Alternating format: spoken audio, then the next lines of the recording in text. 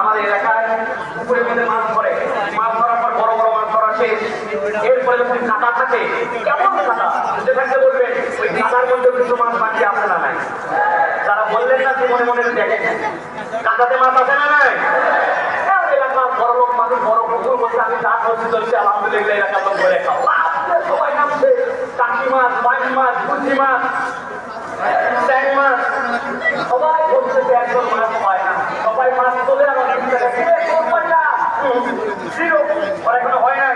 অনেকক্ষণ করে হাত দিয়ে আল্লাহ দয়ায় হ্যাঁ মাথা ধরে বুঝছে নর্মাল থেকে না এতক্ষণ তোমরা যেগুলো খাঁটি বুঝতো আর আমার থেকে টিপটারি করে টাকাইতো ওই তোলা টাকাই ঘোষণা দিতে তারারে কিছু তারারে লোকজন হাত ছেড়ে দাঁড়াই কিন্তু বাবা এত করে টিপটারি মারছি ও টান দিয়ে আমি মনে করতেছে বড় শোধ বড় বাঘ টান দিয়ে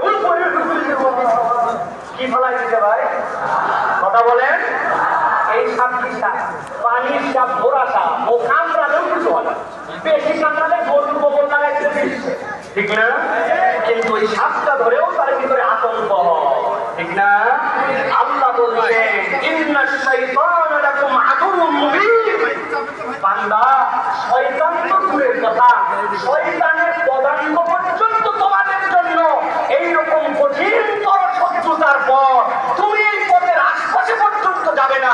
আমি আল্লাহ বললাম তাছাড়া ওয়ামতাজুল ইয়াওমা আইয়ুহাল মুজরিমুন, যেদিন মুসলিমদেরকে আলাদা করা হবে ওই দিন কিন্তু তুমি ঈমানদারদের দপ্তরে থাকতে পারবে না।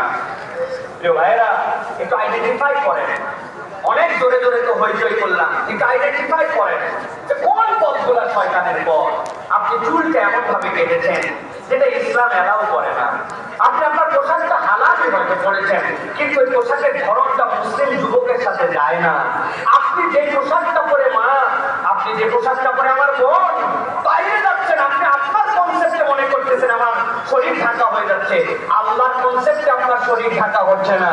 আপনি মোবাইলের মধ্যে এমন এমন অ্যাপস নামাই রাখছেন, এমন এমন কিছু দেখেন আর খেলেন যেটা আপনাকে শয়তানের দিকে উদ্বুদ্ধ করে।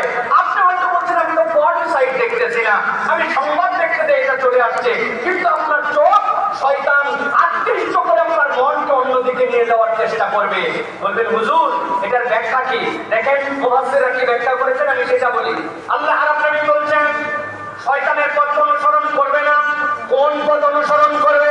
আল্লাহ বলছেন আনি'বুদুনি হাযা সিরাতুম মুস্তাকিম,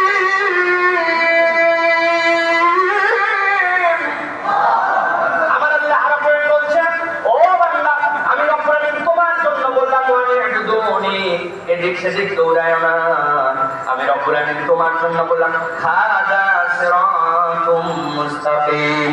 হাযা ইশারা, ইশারাটা পরিবের জন্য আল্লাহ বুঝাচ্ছেন এই যে এটাই তো তোমাদের জন্য সঠিক রাস্তা। কেন এই কথা বললেন?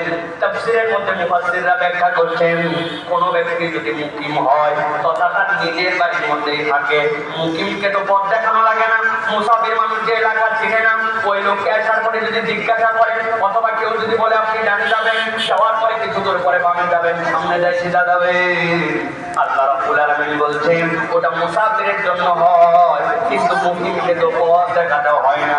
আল্লাহ তার বান্দাদেরকে বোঝাচ্ছেন আমি মানুষ কেমন সক্রিয়তা দিচ্ছি, ওই মানুষ সক্রিয় সে এদিকে ছুটে ওদিকে ছুটে, কিন্তু আমি আল্লাহ বলছি বান্দা এদিক ওদিক তুই ছুটিস না। আমি রব তোর জন্য বললাম আনি'বুদুনি হাযা সিরাতুম মুস্তাকিম, তোর জন্য যে সিরাত মুস্তাকিম আমি আল্লাহ দান করে দিলাম, ওই রাস্তার উপরে যদি তুই থাকিস আমি আল্লাহ গ্যারান্টার হলাম ওয়ামতাজুল ইয়াওমের পথে না দিয়া সালামের দলে তোকে শামিল করে দিব। সুবহানাল্লাহ, লিল্লাহি তাকবীর।